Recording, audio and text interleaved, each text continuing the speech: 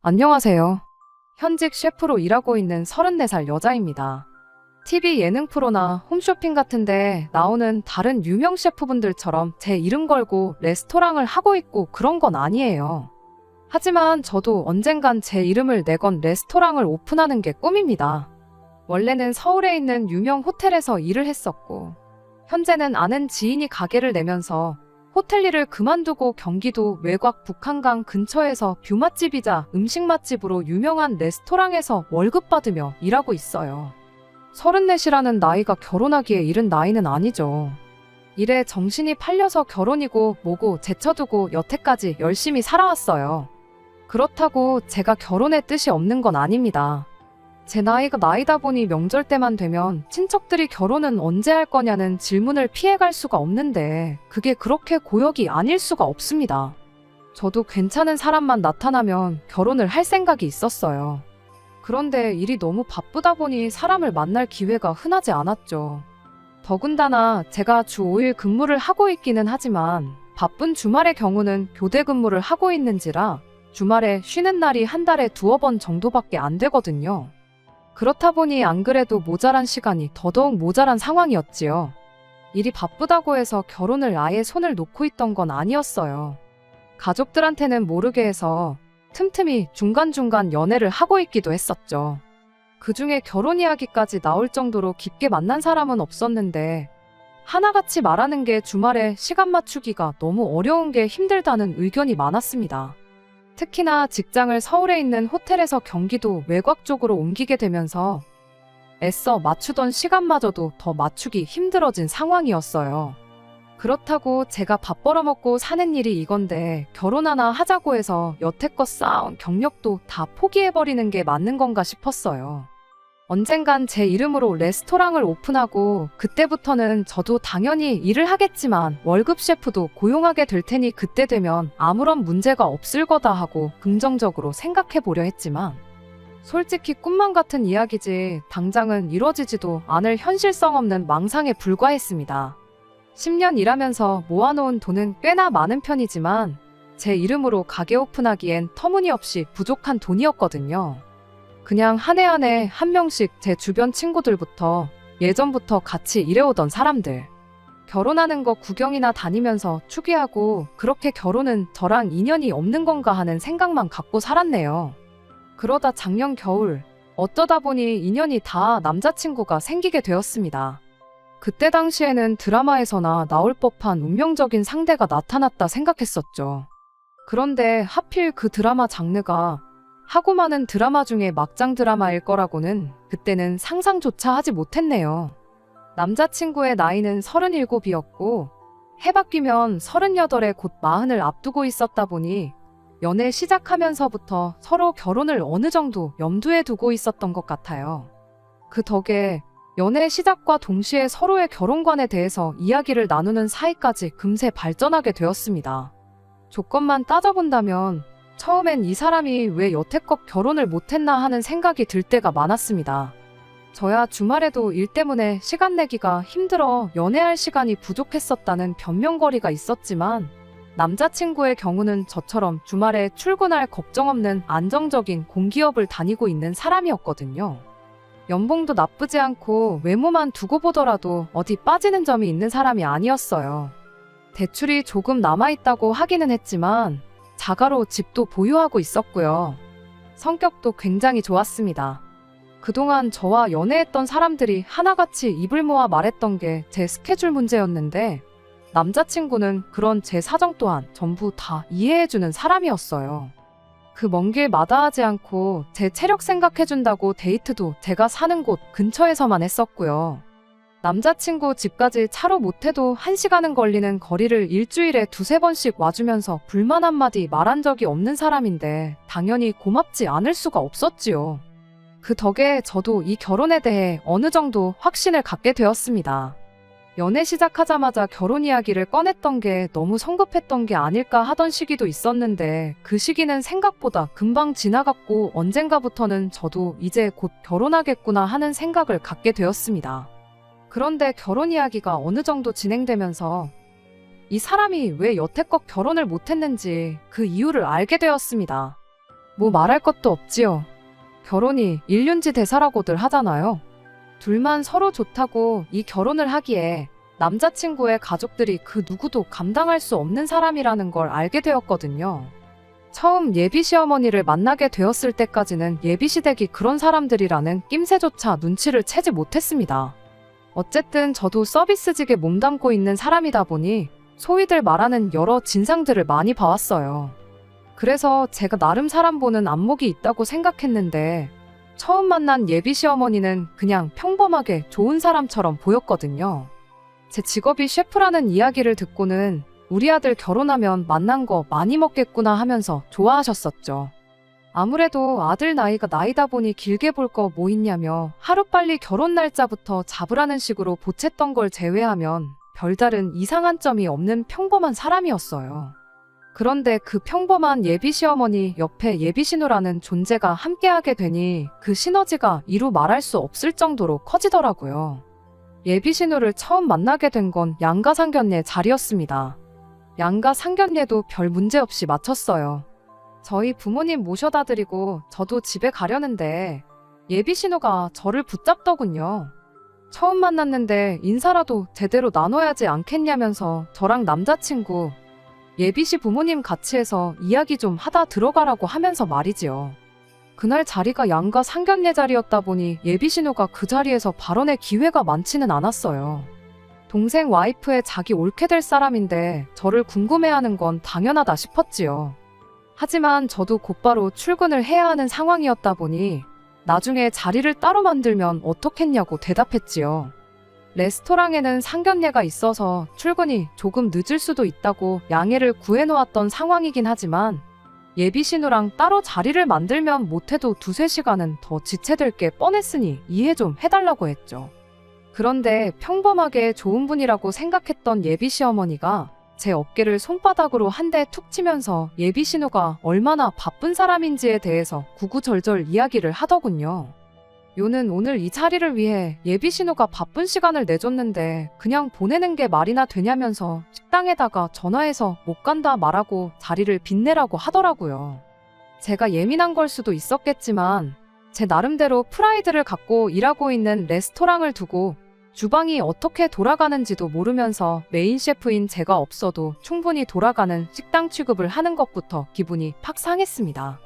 예비 신우가 바쁜 시간 내서 몸소 상견례 자리에 행차해줬다고 하는 것도 어이가 없었어요.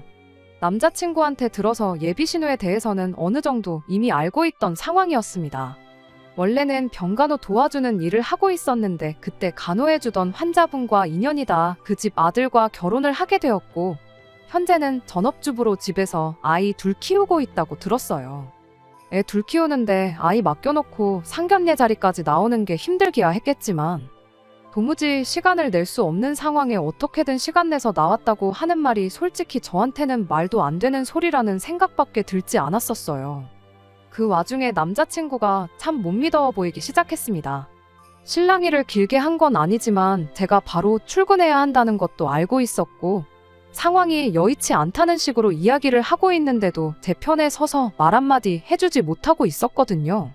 어떻게 좀 해달라는 제 눈빛을 애써 무시하는 건지 아니면 눈치가 없는 건지 그래도 혹시 모르니 레스토랑에 전화 한 통 해보라는 말이나 하고 있는데 앞으로 이 사람이 내 남편이 되면 자기 가족들 앞에서 저를 위해 말 한마디 제대로 해줄 수 있겠나 하는 생각이 들더군요.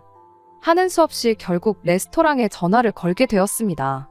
그래도 저랑 꽤 오래 알고 지낸 지인이라고 혹시 모를 상황에 대비해서 다른 셰프님한테 미리 양해를 구해놓았으니 주방 걱정은 할 필요가 없다고 걱정 말고 예비시댁에 눈도장 제대로 찍고 오라고 해주더라고요. 저만큼 제 결혼을 바라던 지인이었으니 그 배려심은 고맙기 그지 없었지만 차라리 안 된다고 딱 잘라 말해줬으면 싶었던 마음이 더 컸었어요. 그런데 일이 이렇게 돼버리고 나니 그렇게 해준 지인 덕에 이 결혼을 피해갈 수 있었으니 지금은 고마운 마음이 더 크네요. 아무튼 그렇게 예비신우와 예비시 부모님 해서 그날 자리를 또 따로 마련하게 되었습니다.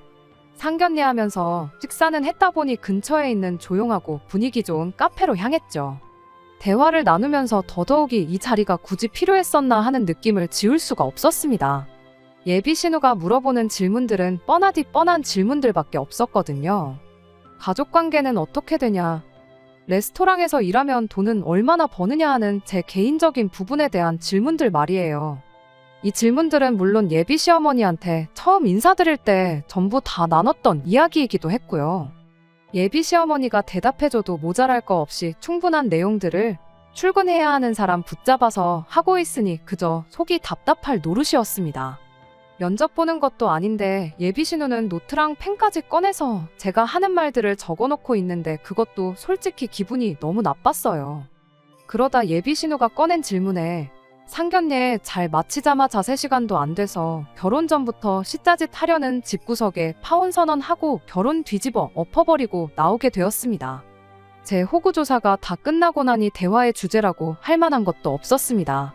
그때부터는 예비 시어머니하고 예비 신우가 둘이 잡담을 주고받는 게 더 많았고요.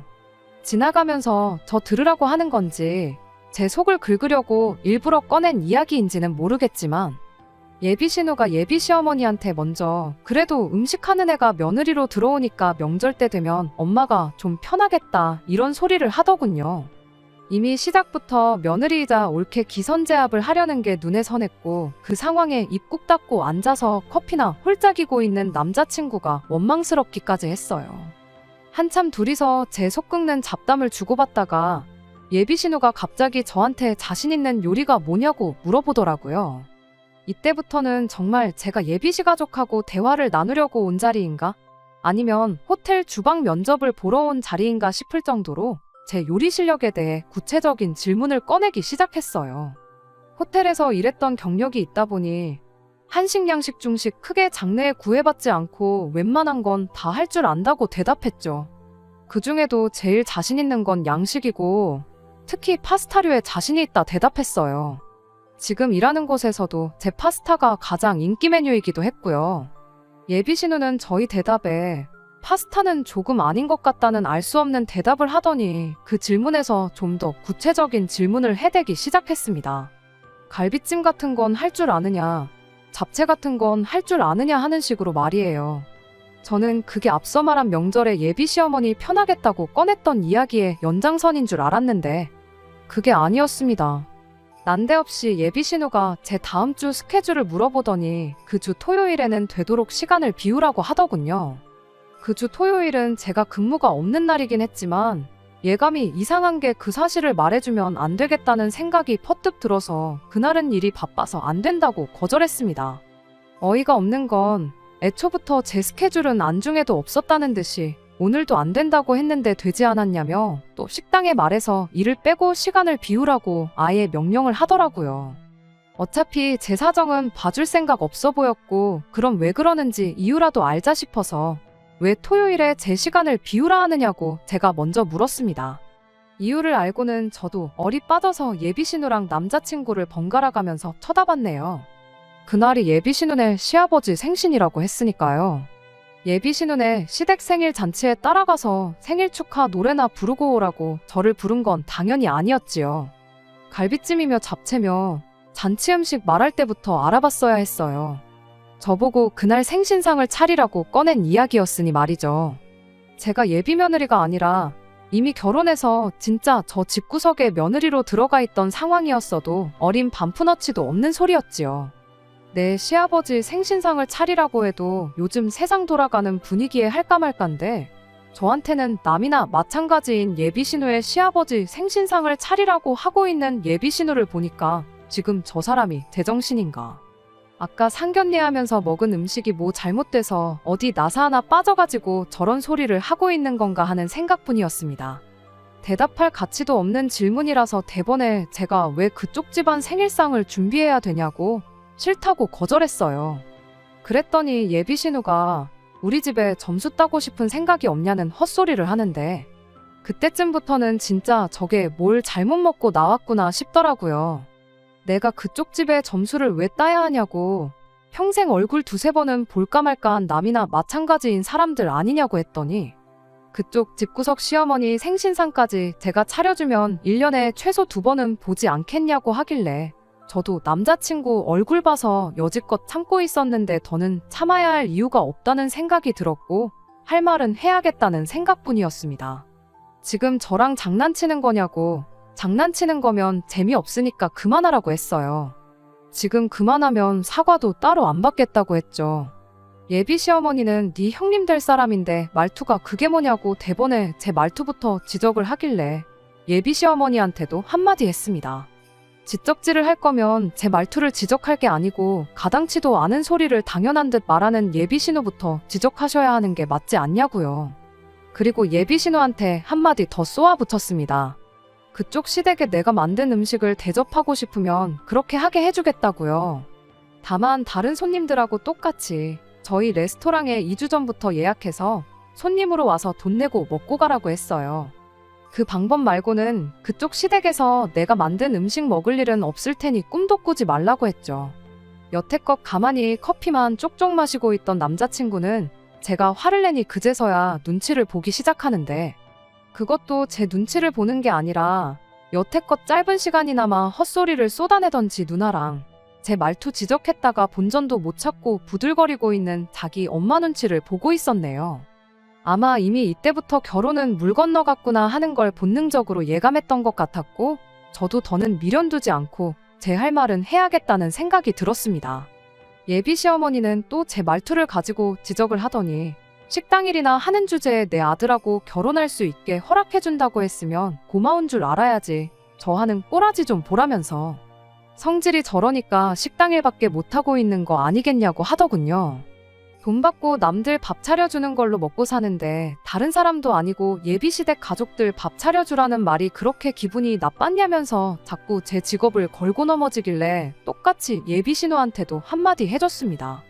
결혼하고 전업주부 하기 전에는 아픈 사람들 돌봐주지 않았냐고요.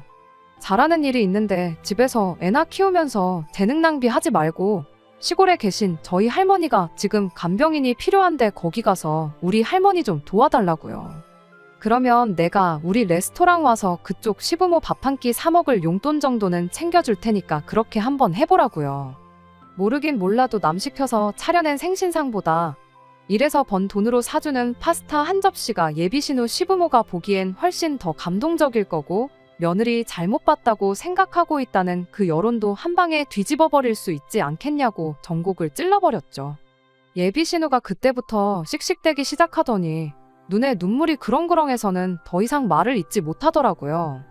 예비 시어머니가 대신 나서서 한마디 하려고 하는데 그것도 제가 멈춰 세워서는 그만하시라고 했어요.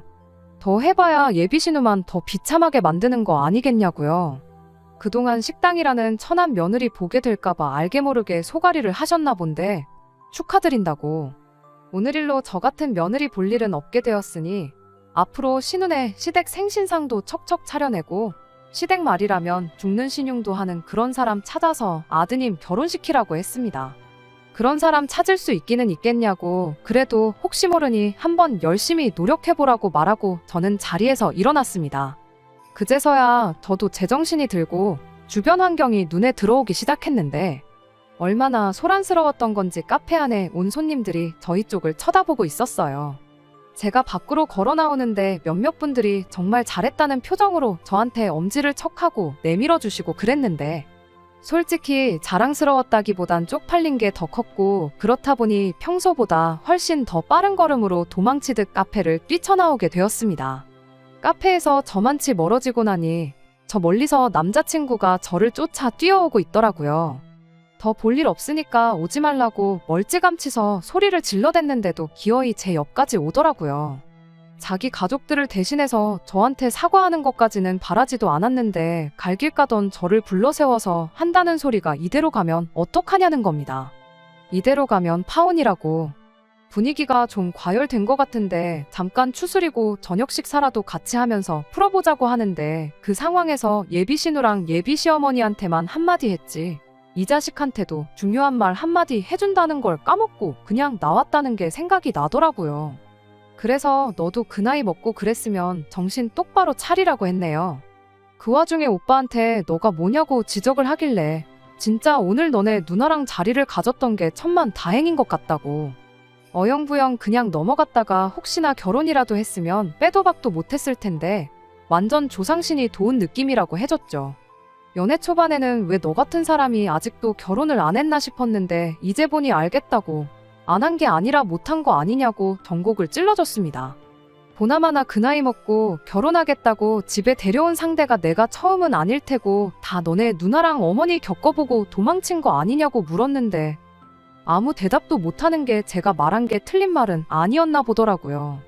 그래도 그간 만난 정이 있으니 악담뿐만 아니라 제대로 충고 한마디도 해줬습니다. 저 두 사람 어떻게 못하면 평생 결혼은 못하는 거라고 생각하면 된다고. 그러니 너부터 바뀌라고요. 그리고 행여나 이제 자기가 바뀔 테니까 저랑 잘해보자는 말은 하지 말라고 했어요.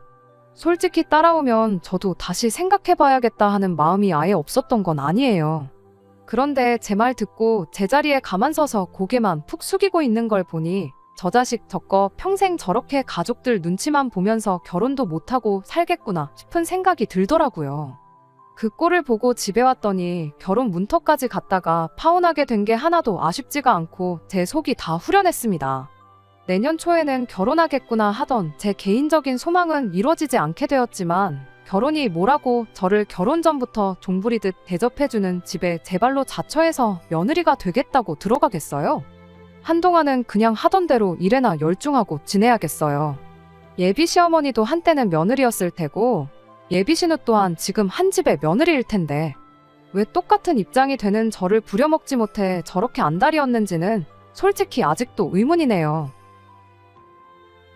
끝까지 들어주셔서 감사합니다.